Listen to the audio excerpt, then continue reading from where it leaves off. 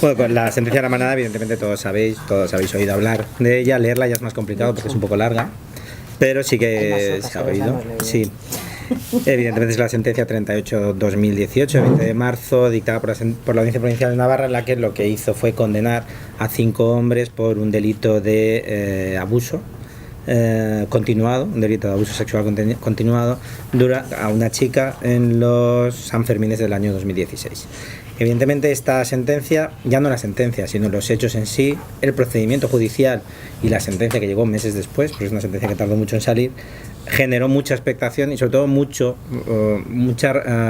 reacción por parte de los movimientos sociales y más en concreto, evidentemente, de los movimientos feministas que salieron a la calle el día de la sentencia, salieron a la calle durante el procedimiento judicial y con esas pancartas, y en concreto hablaban de la cultura contra la cultura de la violación, con el Me Too, con el Yo sí te creo, etcétera, etcétera. Evidentemente estos movimientos sociales al final causan mella, es decir, al final causan que el legislador pretenda conseguir o realizar una modificación legislativa, modificar el Código Penal, porque es cómodo, rápido, barato y además tiene una repercusión electoral importante, porque al final es fácil defender este tipo de modificaciones frente al electorado. Como Mercedes García Arana habla de este tipo de grupos de víctimas como lobbies de víctimas que presionan sobre los poderes públicos pidiendo un endurecimiento penal, y eso parece que puede pasar como consecuencia de esta sentencia. Y digo parece porque nada más que surgió la sentencia, ya tuvimos a la vicepresidenta primera del Gobierno diciendo que se iba a modificar, se tenía que modificar el Código Penal para introducir el consentimiento expreso en el tipo penal, pero no es que eso lo dijera, es que en el acuerdo, se denomina Acuerdo de Presupuestos Generales del Estado 2019, Presupuestos para un Estado Social, que lo han llamado, el acuerdo entre el partido de gobierno y Podemos, llegan y establecen expresamente que hay que llevar a cabo una necesaria reforma del Código Penal con el objetivo de garantizar que si una mujer no dice que sí explícitamente, todo lo demás es no. Con ello, la falta de consentimiento expreso de la víctima se convierte en clave nuclear en los delitos sexuales. Es decir, lo que está ya es dando pie a la modificación de los delitos contra la libertad sexual por el motivo del consentimiento, introducción del consentimiento expreso, en el sentido en el que se remiten a la regulación existente en Suecia, que fue reformada hace apenas unos meses. Primero, ¿qué es esto de la cultura de la violación, que tanto se ha hablado y que al final tiene incidencia con las propuestas de reforma que existen? Evidentemente, los delitos contra la libertad sexual son considerados por todos los movimientos feministas como un modo de sumisión o de sometimiento de la mujer.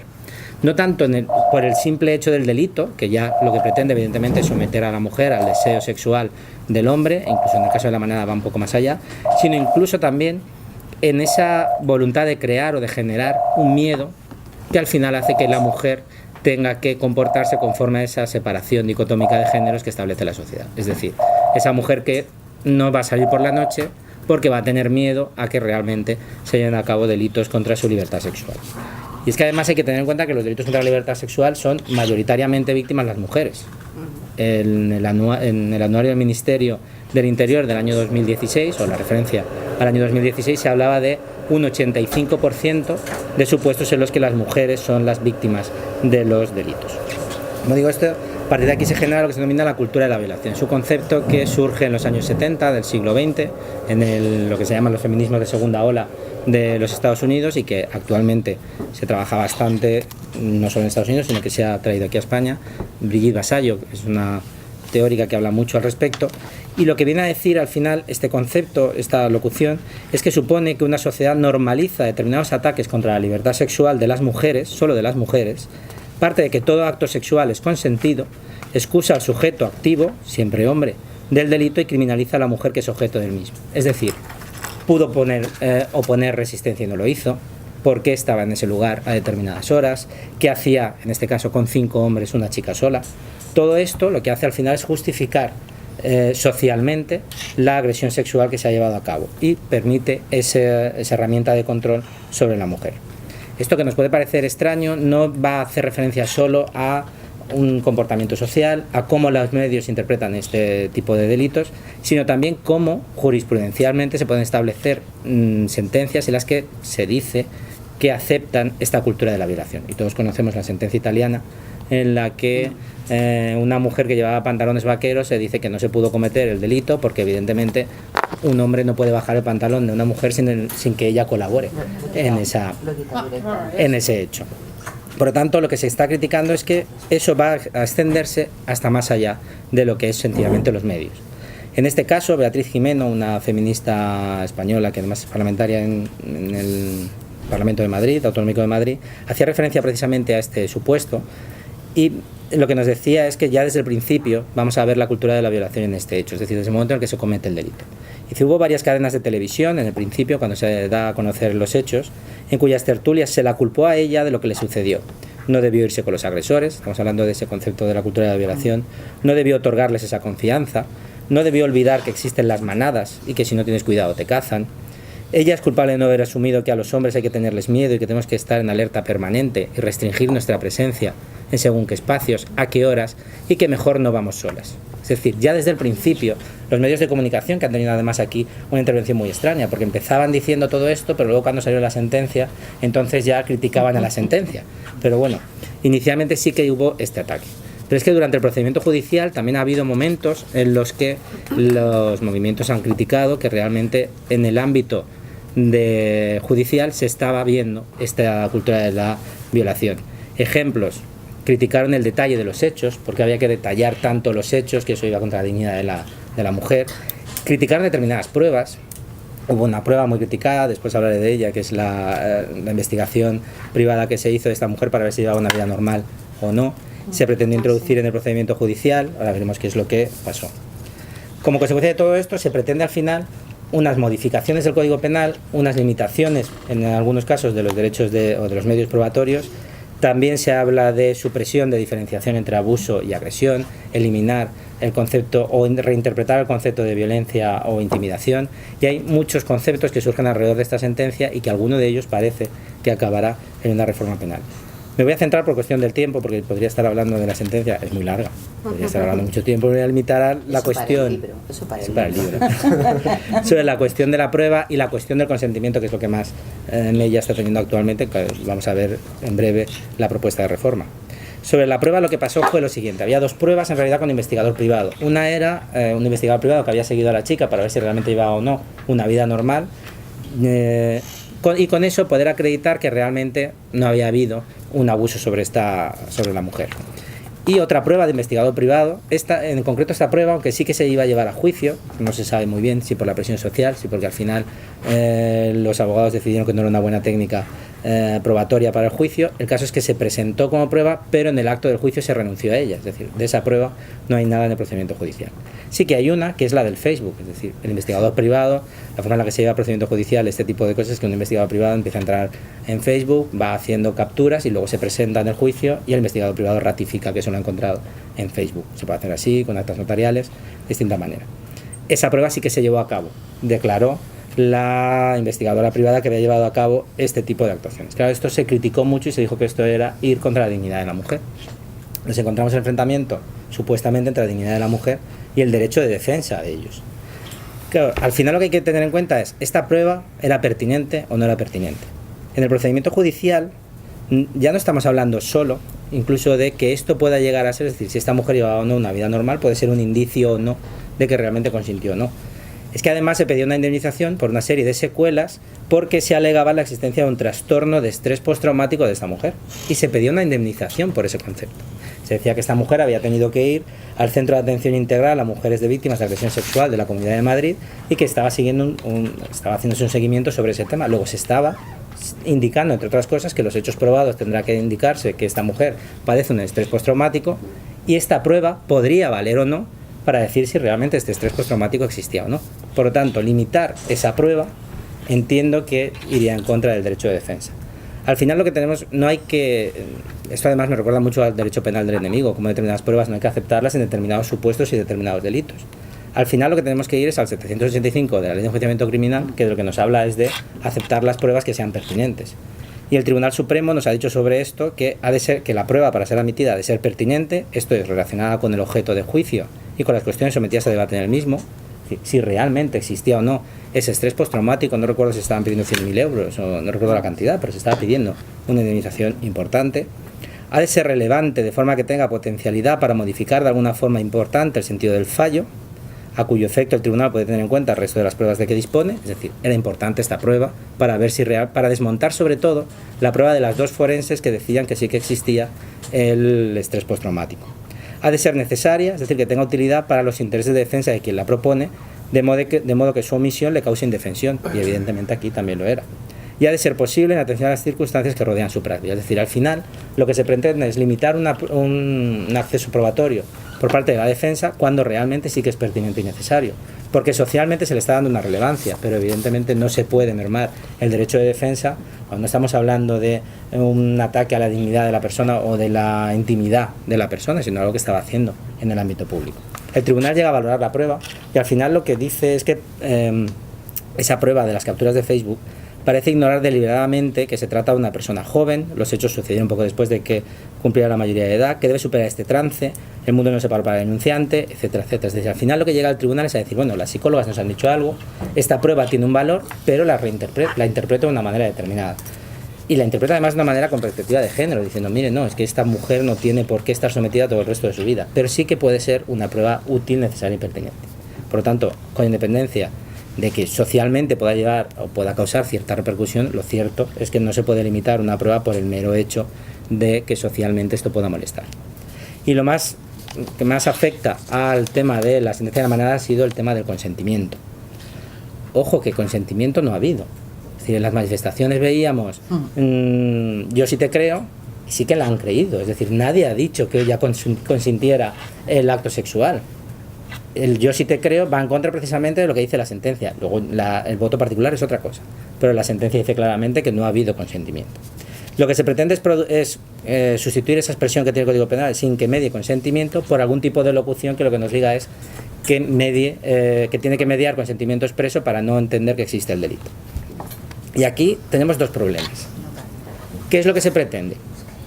Y ya lo veremos cuando salga el texto. Que medie consentimiento y que tenga que acreditar el acusado que ha mediado consentimiento. Hombre, una prueba un poco complicada, una prueba diabólica, es decir, yo tengo que acreditar que en una relación entre dos personas, que no había nadie más, ha habido consentimiento expreso y que además va en contra de la presunción de inocencia. Es decir, al final la carga de la prueba no recae sobre el acusado. Y lo que estamos diciendo es, no, mire, usted tendrá que acreditar que mientras que estaban esa noche en casa ustedes solos, sin tomar nada para que no nos vayamos a supuestos de consentimiento diferente, resulta que me dijo que sí. Pruébemelo usted. Que nos vamos a ir a los criterios que sí que estableció el Tribunal Supremo de la víctima para que tenga la veracidad suficiente, y lo vamos a aplicar entonces al acusado. No sé, un poco, al final lo que vamos a ir es en contra de la presunción de inocencia.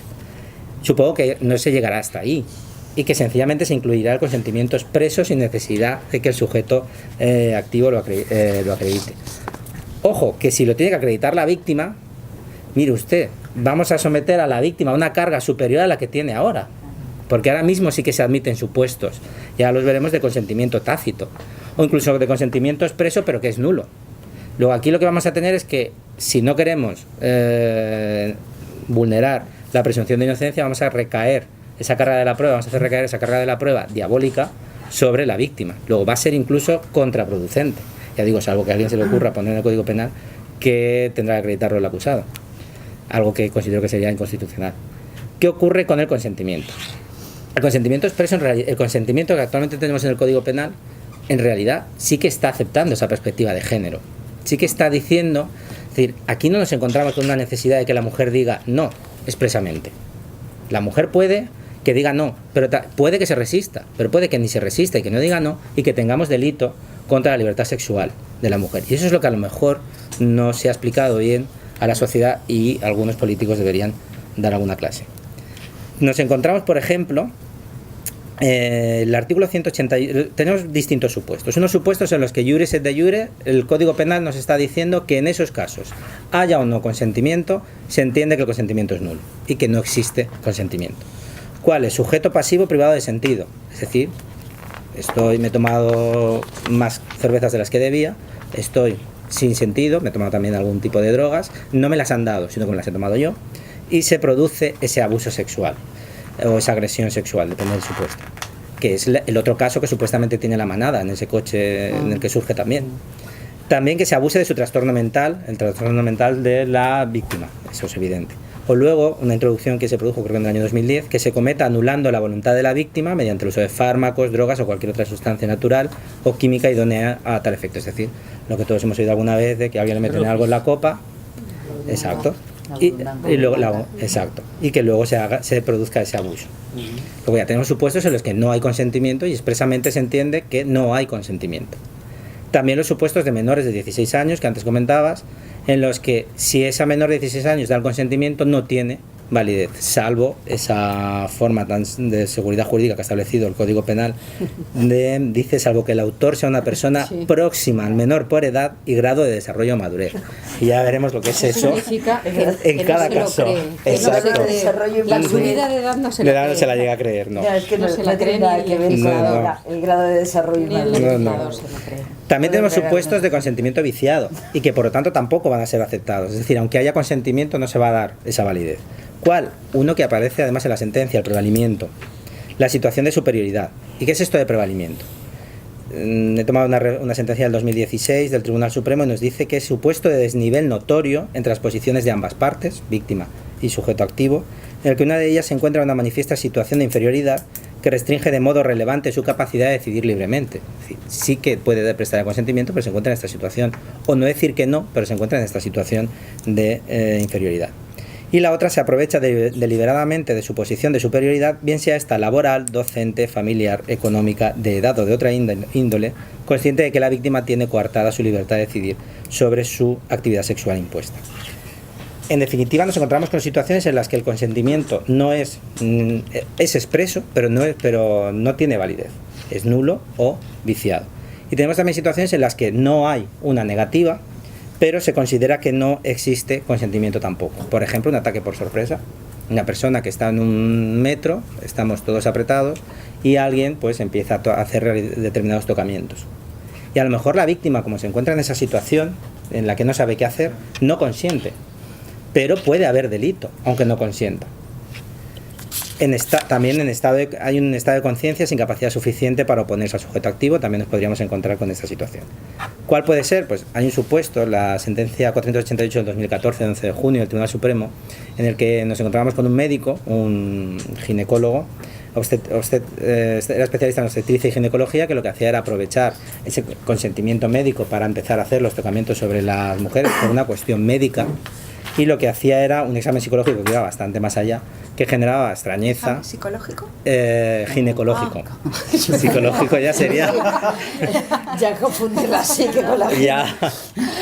Por eso Lo que hacía era tocamientos, caricias organosexuales, incluso provocaba masturbaciones en las mujeres, y al final esas mujeres se encontraban en una situación de paralización, que no decían nada, que no se encontraban en la extrañeza, y luego cuando ellas hablaban veían que esto no era normal, y a este sujeto se le condenó, y esas mujeres nunca dijeron que no. Luego no hay consentimiento expreso, pero estamos teniendo una interpretación del consentimiento que en realidad es más favorable incluso, y está partiendo de esa perspectiva de género que se debe exigir, tanto porque el Código Penal nos lo establece como por la evolución jurisprudencial. Luego también el Tribunal Supremo ha dicho claramente que no hay que confundir que no haya consentimiento con el hecho de que no haya opuesto resistencia. Son dos cosas diferentes. Puede que yo no consienta, pero que no oponga resistencia. Y aquí precisamente hay una perspectiva de género mayor, porque por la situación de sumisión de la mujer puede no resistirse y permitir que se lleve adelante el acto sin que eso suponga un consentimiento. El Tribunal Supremo dice sobre esto que si bien es cierto que la experiencia y la lógica, según el Tribunal Supremo, nos muestra que cuando alguien no desea realizar una determinada acción ejerce resistencia a la misma, con carácter general, no es menos cierto que ante una acción violenta o intimidatoria, como puede ser esta, no todas las personas reaccionan de la misma forma, y que en determinadas situaciones en las que la resistencia parece inútil, no cabe esperar presencia de esta resistencia. El verdadero elemento típico es la falta de consentimiento de la víctima, por lo que no puede entenderse la resistencia de la víctima como un elemento integrante de la intimidación o de la violencia, y por lo tanto necesaria para su apreciación. Es decir, está diciendo, no, mire usted, puede que no haya consentimiento y puede que no haya resistencia. Puede que no haya un no expreso y puede que no haya resistencia, y podemos encontrarnos con el delito. Otra situación, claro, veremos cómo se regula, pero si empezamos una relación sexual, yo le pregunto, le hago casi firmar, ¿admites la relación sexual? Sí, la admitimos, y empezamos con una relación sexual consentida expresamente. y a mitad, a mí, a la otra persona, no le apetece continuar. Claro, el consentimiento expreso tenemos en el inicio, no en la continuación. Pero es que el Tribunal Supremo eso también lo ha valorado y ha dicho, mire, no, que haya consentimiento expreso en un momento o que haya consentimiento tácito en un momento no quiere decir que haya consentimiento para toda la relación sexual. Y dice que la falta de consentimiento sobrevenido, que es esto, es decir, en mitad de la relación sexual no me apetece seguir, no pasa nada, transmuta la acción sexual en delictiva a partir del momento en que la falta de consentimiento es manifiesta.